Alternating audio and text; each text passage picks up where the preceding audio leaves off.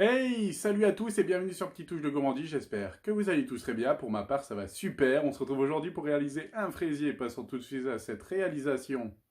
Comme d'habitude, je mettrai le détail de la recette dans le descriptif de la vidéo. Donc pour réaliser un fraisier, il vous faudra faire une génoise. Donc je mettrai ma recette de génoise dans le descriptif de la vidéo.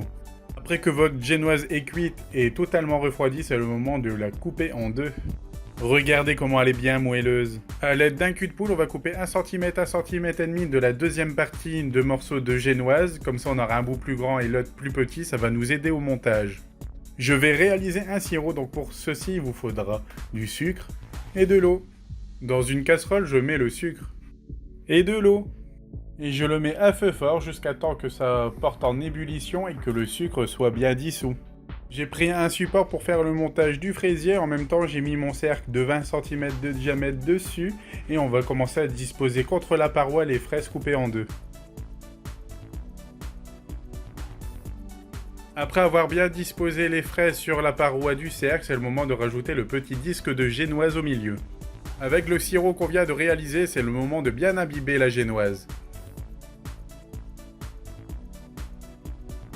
Il vous faudra aussi faire une crème mousseline, je mettrai le lien de ma recette dans le descriptif de la vidéo. J'ai mis la crème mousseline dans une poche à douille avec une douille non cannelée, comme ça on va pouvoir mettre la crème mousseline entre les fraises, ça va permettre de bien les coller sur la paroi. Ensuite je mets de la crème mousseline bien partout. À l'aide d'une cuillère, j'égalise le tout pour pas avoir plus de crème mousseline d'un côté que de l'autre. J'ai coupé des petits dés de fraises et c'est le moment de les disposer sur la crème mousseline. Et vu que je suis très gourmand, j'en ai mis vraiment beaucoup, comme ça à chaque bouchée, je suis sûr d'avoir une fraise. Et je remets de la crème mousseline au-dessus. Et à l'aide d'une cuillère, j'égalise le tout pour qu'il y en a vraiment partout. Et voilà le résultat, la crème mousseline, il y en a vraiment partout et c'est le moment de passer à l'étape suivante. Je rajoute le dernier disque de génoise au-dessus. Je rajoute le restant de crème mousseline au-dessus. Et à l'aide d'une spatule, j'égalise le tout. Et voilà, c'est égalisé, c'est le moment de passer à une des dernières étapes de ce fraisier.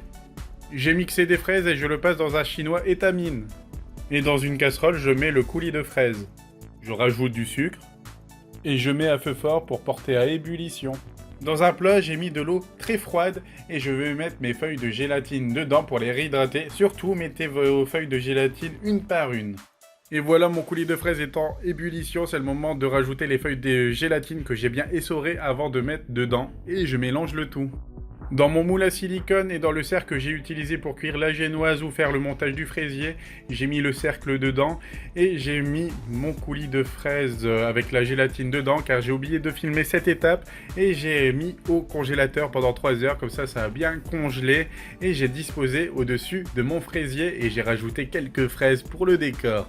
Et voilà, la recette est finie, j'espère que cette vidéo vous aura plu, n'hésitez pas à liker, commenter, partager cette vidéo, ça me ferait vraiment plaisir, je vous dis à bientôt pour de nouvelles recettes, allez, bye tout le monde.